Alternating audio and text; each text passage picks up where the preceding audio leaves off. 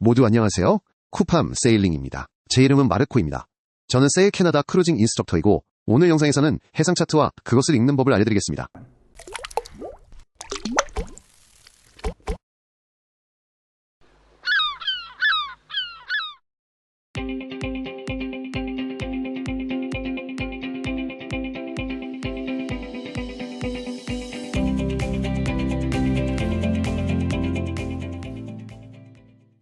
에피소드 30 해상 차트입니다. 이 영상은 해상 차트와 그것을 읽는 방법에 대한 소개가 될 것입니다. 이것은 매우 방대한 주제이므로 소개 영상임을 강조하고 싶습니다.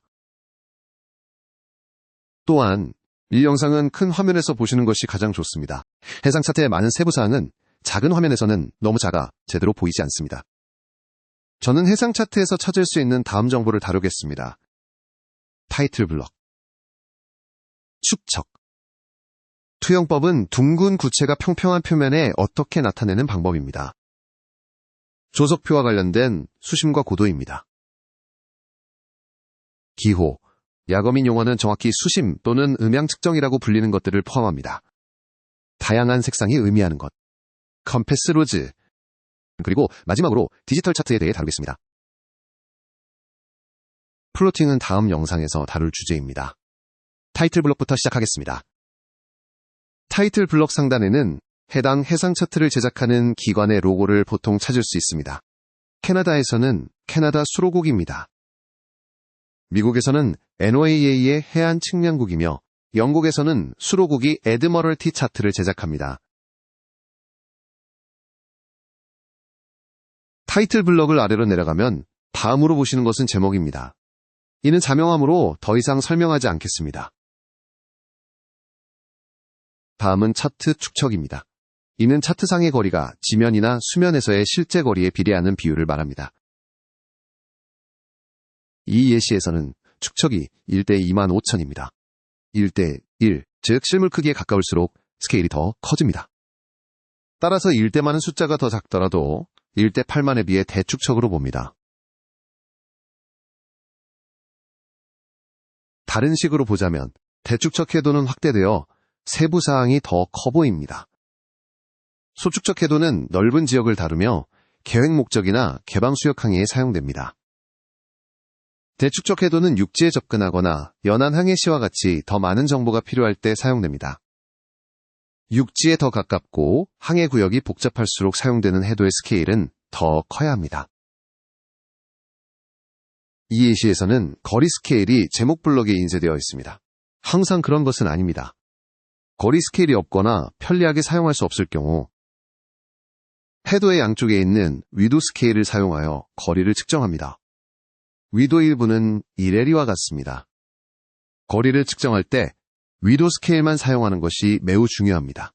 경도선은 극에 가까워질수록 서로 더 가까워지기 때문입니다. 경도 일부는 적도에서만 1해리와 같습니다. 다음으로 해도의 도법입니다. 이것은 둥근 구체가 평면에 표현되는 방식입니다. 다양한 도법이 있지만 항해용 해도는 주로 메르카토르 도법입니다. 일정한 방향의 선이 해도의 직선으로 나타나기 때문에 해양 항해에 선호됩니다. 경선과 위선이 직각으로 만나며 이는 코스와 방위를 표시하는 데도 이점입니다. 메르카토르 도법의 단점은 특히 극지방 근처에서 대륙의 모양과 상대적 크기를 왜곡한다는 점입니다. 하지만 연안 항해용 대축척 해도는 보통 이것이 문제가 되지 않습니다. 수심은 해도 기준면으로부터 측정됩니다. 캐나다 해도에서는 대조기 최저 저조면 LLWLT 또는 최저 통상 조석입니다. 대부분의 해도는 미터법을 쓰지만 미국 해도는 피트 단위이며 오래된 해도에서는 패덤을 쓸 수도 있습니다. 참고로 1패덤은 6피트와 같습니다. 또한 여러 나라에서 다른 기준면을 씁니다. 미국은 평균 저저 조위를 사용하며 LLWLT만큼 낮지는 않습니다. 영국에서는 해도 기준면이 일반적으로 최저천문 조위 수준입니다. 용어에 빠지지 마십시오.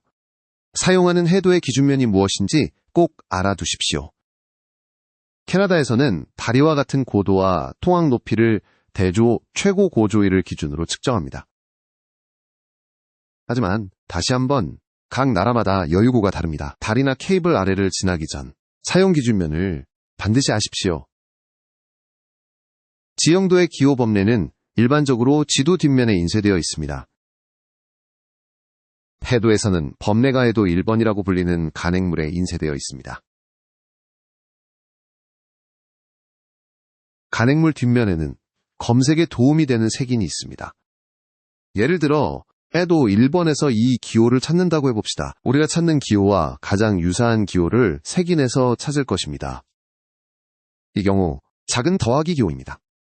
이것은 K섹션, 즉 암초, 난파선 및 장애물에 있습니다. K섹션으로 가면 두 개의 열이 있습니다. 왼쪽 열은 국제 해도에 사용되는 기호입니다. 캐나다에서는 CHS 해도에 대해 항상 오른쪽 열을 사용합니다. 오른쪽 열에서 찾던 기호를 발견합니다. 화면에서는 잘 안 보일 수도 있습니다만 이 기호는 해도 기준면에서 드러나는 암초를 뜻합니다. 이는 해도 기준면, 즉 최저 정상 조위에서 암초 정상이 수면과 같다는 뜻입니다. 또 다른 표현 방법은 여기에서 볼 수 있습니다. 그리고 0의 밑줄은 0조위, 즉 해도 기준면에서 드러난다는 뜻입니다. 미국 해도도 기호가 해도 1번에 발행됩니다. 그리고 구성은 캐나다 해도 1번과 매우 유사하나 더 많은 열이 있습니다. 다시 한번 왼쪽 열은 국제 해도에 사용됩니다. 가운데 열은 NOAA 해도에 사용됩니다. 네 번째와 다섯 번째 열은 국가지리공간정보국인 NGA 기호를 위한 것입니다. 그리고 가장 오른쪽에 있는 열은 전자해도 표시 정보 시스템인 ECDIS를 위한 것입니다. 대부분의 미국 해도는 NOAA이므로 해당 열이 가장 일반적으로 사용될 것입니다. 혼동하지 않도록 유의하십시오. 영국에서는 간행물 MP5011이 영국 수로국에서 발행됩니다. 미국과 캐나다 차트 번호, 1간행물 PDF 링크를 넣어두었지만 NP5011.1의 무료 링크는 찾지 못했습니다. 타이틀 블럭에 포함된 기호 중 해도 일본에서도 찾을 수 있는 것은 다이아몬드 안의 A입니다. 이 기호는 표로 작성된 조류 데이터, 특히 조류가 있는 해도에서 발견할 수 있습니다. 이 시의 경우 캐나다 조성 및 조류표 5권에서 해당 정보를 찾을 수 있다고 명시합니다. 덧붙여 말씀드리자면 조석표와 조류표가 모두 같은 권으로 발행되지만 조석에는 조석표를 사용하십시오. 이는 물의 수직이동, 즉 수심을 나타내고 조류표는 수평이동, 즉 흐름을 위한 것입니다.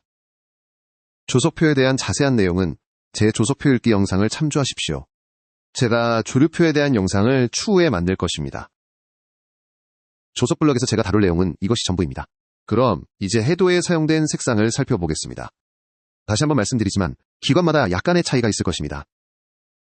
이 해도에서는 해도 기준면에서 15m보다 깊은 물이 흰색으로 표시됩니다. 여러분께서 보시는 숫자는 수심 측량값이라고 하며 수심에 해당합니다. 이 예시처럼 아래 첨자가 있는 경우 미터법 해도에서는 13.4m를 의미합니다. 패덤을 쓰는 오래된 차트에서 1패덤이 6피트라는 점을 기억하십시오. 그러면 13패덤 4피트는 82피트를 의미하게 됩니다. 옅은 파란색은 5에서 15m 사이의 수심입니다. 더 짙은 파란색은 0에서 5m 사이의 수심입니다. 녹색은 최고조와 최저조 사이의 범위입니다. 또는 조간대이며 황갈색이나 베이지색은 HHWLTV 육지입니다. 일부 수축척 해도에서는 흰색 영역이 10m보다 깊은 수심입니다. 앞서 말씀드린 것처럼 이번 영상에서는 플로팅은 다루지 않겠습니다만 컴퍼스 로즈와 그 사용법을 소개하고 싶었습니다. 하나 이상의 컴패스 로즈가 해도에 보통 인쇄되어 있습니다. 컴패스 로즈는 진북과 자북의 방향을 나타냅니다. 그리고 해도가 오래된 경우 현재 자차를 결정하는 데 사용될 수 있습니다. 평행자나 롤링 플로터를 사용하여 컴패스 로즈는 해도의 코스나 방위를 플로팅하는 데 사용될 수 있습니다. 실제로는 대부분의 세일링 요트에는 전체 크기 해도를 펼칠 만큼 충분히 큰 항해 테이블이 없습니다. 그래서 각도기와 다양한 다른 플로터들이 대개 사용됩니다. 이 예시에서 컴패스 로즈의 바깥쪽 링은 진북을 나타냅니다. 이것이 북극이며 절대 변하지 않습니다. 안쪽 링은 해도가 발행된 연도의 진북 동쪽 또는 서쪽 자차를 나타냅니다. 또한 현재 연도에 대해 계산할 수 있도록 연간 변화량도 제공합니다. 그 절차는 플로팅 관련 다음 영상에서 다루겠습니다. 요즘 시대의 디지털 해도에 대한 간략한 설명을 빼놓으면 실례일 것입니다. 다시 한번 디지털 해도와 사용 가능한 모든 애플리케이션에 대한 심층적인 내용은 향후 영상으로 남겨두겠습니다. 그리고 플로터 또한 마찬가지로 향후 영상으로 미루겠지만 몇 가지 점을 짚고 싶었습니다. 우선적으로 디지털 해도와 플로터를 항상 종이 해도와 기기로 백업해야 한다고 믿습니다. 또한 그것들 사용법을 알아야 하고 정기적으로 연습해야 합니다. 저는 다양한 이유로 종이 해도에 의존해야 할 때가 여러 번 있었습니다. 저는 종이 해도 없이 절대 출항하지 않을 것입니다. 그 위험을 감수할 가치가 없습니다. 저는 아이패드에서 사용하는 INAVX를 좋아합니다.